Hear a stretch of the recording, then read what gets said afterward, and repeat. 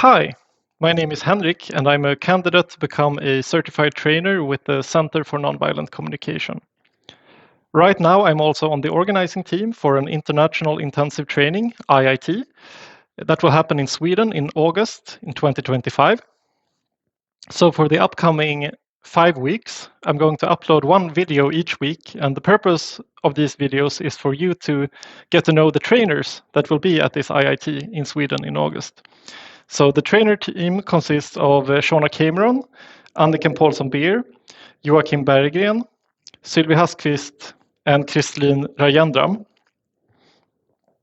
I should mention also that there's going to be another video in these upcoming weeks that's not about the IIT, so just stating that so we avoid any possible confusion around that. So I'll put a link in the description below with more information about this training that will happen in Sweden. And it's possible to pre-register for the training. If you want to do that, please do it before April 16. And that it's a non-binding pre-registration that helps us organizers in knowing how many people are planning to come. So it helps us with the planning, basically. And in the video today, this will be a conversation between Shona and Sylvia, who will be trainers at the IIT. And I want to mention also that Sylvia is offering a free webinar on March 1, so I'm also putting a link to that one in the description. And with that being said, we go over now to Shona and Sylvia. Thank you.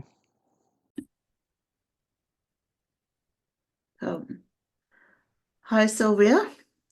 Hi, Shona. I would like to ask you, because we're going to be training together this summer in Sweden, and I would like to ask you about your first IIT experience. Can you remember and tell us about that? Absolutely. It was super fun for me. It was in Wisconsin, in the States, in the middle of the country. And there were 4 trainers, and it was 1996, a while ago. And at that point, what happened was you would be put into groups. So Marshall would actually have you stay with the same group. So some of the people in my group you would know that were participants, like Gary Barron and Mickey Kashtan, Gina Laurie. They were all in that group, that first IIT that I was a trainer at. And I remember at one point it was pretty funny because we were talking about whether the lights would be on or off for way longer than I was excited about. And I'm thinking, oh my gosh, here's living NVC, but how long, how far do we go with this? Because some people were wanting them on, some people were wanting them off. So we talked about all the needs that were in the room, and we got to a place of, of sweet connection. What I loved too, it was a smaller IIT, so everybody had a desire to know everybody else. Like there was such a sweet and warm desire to connect with each person that was there. So the beauty of the place was also helpful. It was on a lake in a little town called Geneva, Wisconsin. And it was so rich and so deep. Like people came away with a real sense of, okay, so this is what it means to actually live NVC in community, which was Marshall's whole thing. That's what he wanted. He wanted people to have an experience of an international training where people lived NVC together. Yeah, and I've certainly had experience of that, where you have this sort of moment of, oh, we're now doing NVC about a topic that matters to us here, or matters to some of us maybe more than other people. But there's like so much rich learning, isn't there? Not just in the workshops, but how we're living together. Living together, eating together, having coffee together, taking a hike together, just every moment that you can, and just really absorbing what it is to care about your needs and somebody else's needs at the same time, to really live that experience of the consciousness of NVC. Super rich. I think everybody came away from that retreat totally transformed, seeing the power of that experience. Is there something about hope, do you think, or like that it's actually really possible to live this and create something together? Absolutely. And it was, early on in NBC, so a lot of people didn't know each other. There weren't people that came in like knowing. People came in mostly just with themselves. So they were fresh and open to meeting people. And So yeah, the strength of community and what we could create together was pretty astounding. Yes.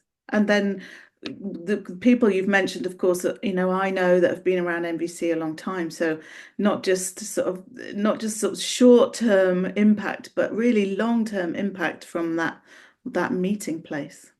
Absolutely. I mean, I think, based on the people that were there was again like 30, 35 people. But I would say at least half are still probably involved today if they're still around. Yes. Yeah, so that's what people can expect. Practice in every moment, making very, very sweet and deep connections with one another. Absolutely. And see the possibility, see the Yeah, hope. Like this is a world we could all choose to live in yeah. if we really do the work within ourselves and with each other to really trust the process. There's a lot of life that's happening in each moment, in each of us and between each of us. Mm. So, Sylvia, what was it that kind of gave you that little idea you're going to go to the first IIT that you went to? Hmm. I guess I was honored to be asked for one. Mm. It was I think it was might have been the second IIT that was offered in the US, maybe even the first. Mhm. It was brand new. And for me, having any opportunity to kind of hang out with Marshall was fun because Mhm. I had organized workshops for him in the Bay Area. So I knew what it was like to kind of hang with him. Mhm. Uh, and so there was a lot of fun and humor and play.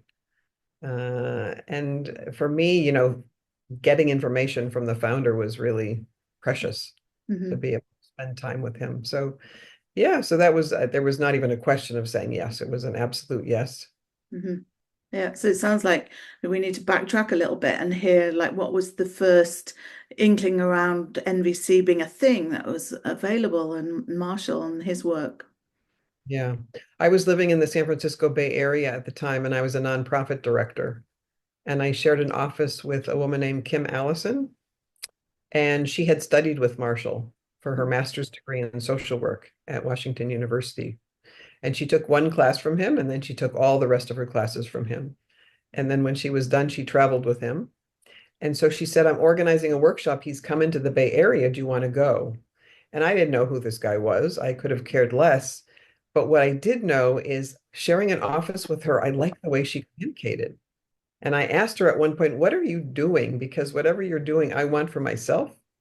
And that's when I find learning happens for me is when I see what somebody else has and I see the value that I could see it happening for me. So I asked her that, and she told me he was coming to town. Did I want to go? So I was trying to convince my then partner to come with me to this workshop because I knew we didn't have great communication skills, and we were getting ready to embark on a cross-country bicycle ride on our tandem bicycle, which could have been a recipe for absolute disaster. So I said to him, will you come? And I didn't say to him, I begged him to come, basically. And he said no. And then I said, well, here, how about this? I know you hate workshops and it's on a Saturday. How about if we ride our tandem bicycle to get ready for our ride? It's 25 miles from San Francisco to Belmont, where the workshop is. How about if we ride the bicycle? And that way you can be outside and get that fun. And then we go to the workshop. So it was convincing enough for him to say yes, but he didn't really mean yes. So when the alarm clock went off, he turned it off and I kept sleeping. And so finally, when I woke up, it was way late, and he still insisted on riding the bicycle to the workshop. So we got there really late, and I was super upset and pissed off. I was ready to cut the tandem in half, and there was steam coming out of my head. And I get to the workshop, and Marshall pulls out the puppets and starts role playing what happened on the bicycle. And I thought, oh my gosh, was he there? He had all the expletives, all the words we had used to each other during this horrible bike ride. And I realized at that moment, it was like my moment of liberation because I realized it wasn't about right and wrong. It was about his needs and mine. And it was so eye-opening because all my life, like I'm guessing a lot of you, if somebody couldn't, like my parents couldn't find the keys to their car, they'd say, where'd you put the keys? Like somehow I was responsible for that. So the blame game was really alive and well. And I wasn't even driving yet. So that was even more humorous to me. But I learned that, I could let go of the blame and I could really connect with his needs and mine. And so that was really my moment of freedom. to say, wow, I have a choice here. Mm-hmm. So when that workshop was done, I said to Kim Allison, hey, how about if I plan all these workshops for you to go do this offering in business, and I'll just be a sponge. So I mentored with her for a couple of years, just sponged off her. We started what then became the seeds of Bay NVC. And I was off and running. There was no turning back after that point. Mm-hmm. Yeah, so totally inspired, and then still here all these years later. What has kept you going, do you think?